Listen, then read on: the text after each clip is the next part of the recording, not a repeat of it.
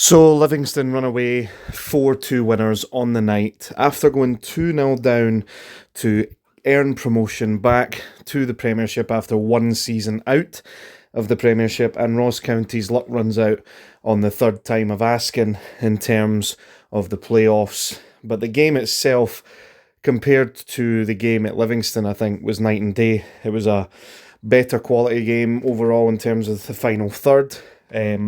Although the Ross County goals came from massive Livingston errors, to be fair. But it was just a better game to watch overall, entertainment-wise as well. Congratulations to Livingston for getting promotion back to the league, as much as a lot of fans will not be happy that they are back in the league thanks to that artificial pitch. But David Martindale's interview after the game said that he was going to try and change his style of play to try and be more free-flowing football, so maybe they'll be more entertaining to watch and better to play against as well.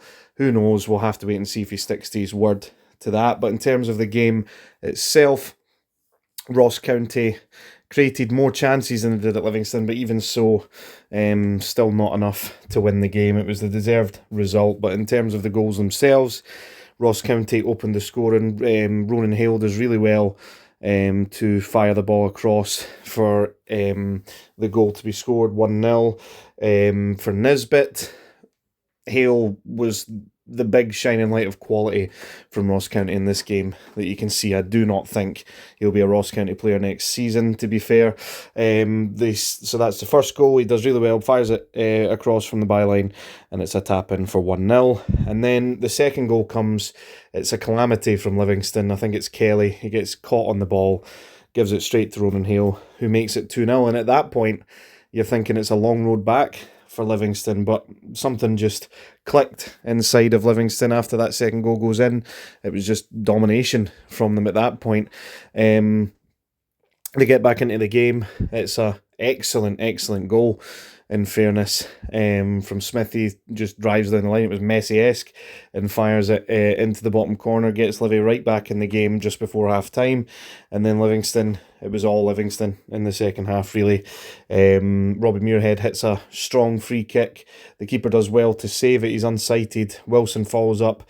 Poor finish right at the goalie, who does manage to keep it again, but then the rebound header, he can't do anything about that. Makes it 2-2, but the man in the photo, Robbie Muirhead, who we highlighted before the game, saying he would need to have a big performance, he had a big impact in the game, in fairness. The free kick taken from him that leads to the equaliser, and then he scores an absolutely sensational goal to make it 3-2, and then that would turn out to be the winner anyway. But what a goal it was. If you haven't seen it, go back and watch it. Great finish. From that point as well, Ross County towards the end were huffing and puffing, trying to get back into it. Nothing really concrete from them though. And then towards the end, Yenge bullies his way through. Really good finish from him to make it 4-2, and then the Livingston fans jumped onto the park before the final whistle could be blown. They knew it was over at that point. The final whistle was about to go anyway, in fairness. And Livingston, deservedly so, earned the promotion back to the Scottish Premiership for next season. So we now know the 12 teams that will be in the league for next season. The question is, can Ross County do what Livingston did and bounce straight back up? St Johnstone will be in that bracket as well. It's the first time in a little while that we've had the two Premiership teams go down, in fairness. I think actually the last time that it did happen was Livingston winning the playoff against Partick Thistle all those years ago.